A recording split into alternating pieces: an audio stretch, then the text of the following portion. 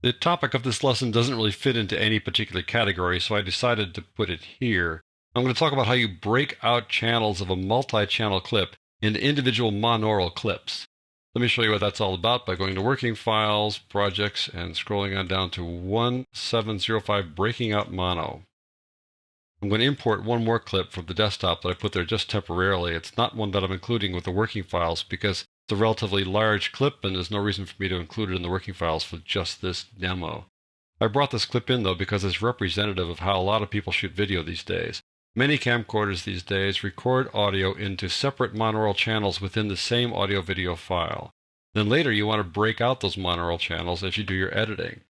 For example, with this clip, I had a wireless microphone on the person that I was featuring in the story and a shotgun mic on my camera. So the shotgun mic was kind of getting anything that my camera was pointed at, but the lavalier mic was picking up audio directly from that individual. So they're two completely different things, and I want to work with them separately. So the way that I turn this two-channel, essentially stereo file into two monaural clips is to select it, then going up to Clip, and going to Audio Options, and then break out to mono. Quite simple. Let me just show you this. I'll just double click on the first one. You can see the audio volume there. And I'm going to click on the next one, and you see how different it is. The one on top was the microphone on the person that I was featuring in the story. And this one down here was on the camera. Quite a different audio experience. So that's why it's really important to be able to do this. And it really helps you down the road as you work on these files. You can also break out 5.1 channel audio. This is the 5.1 channel audio we've been working with all along here. I'll just play it for the moment. There it is. There you go. And it's the one where you can barely hear Laura Lee Christensen singing because she's right there on the center channel. But because the center channel typically does not get played when you play it through a stereo system, it's kind of held back. But if I divide this up into individual monaural clips, then we can work on that center channel. So I'm going to select this and then go to Clip and go to Audio Options and say Break Out to Mono. Here it's going to break out 6 channels. If I scroll down here, you can see them right there, channel 1 through 6. What it doesn't do, it doesn't say that this is left and left surround, right surround, center, and low frequency effects. You just have to know that. But if you double click on one, then it says it down here, L for left. This is right.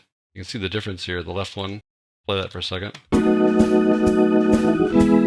left channel was mainly the organ and the drums. And the right channel, you can see, is the guitars.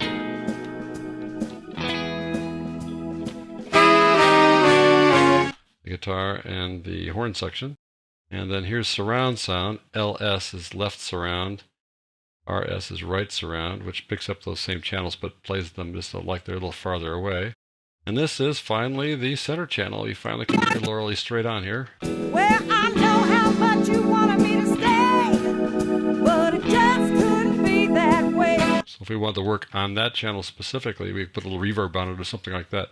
There it is for our use. And then finally, this is the LFE channel, the bass channel, at least the low frequency effects channel. It sounds like this. So you can really isolate the bass there and have that go through the subwoofer in your system. And just to clarify this process, you are not creating new files. You're creating new clips that are references back to the individual channels of the original file. It's really a very clever tool here inside Premiere Pro.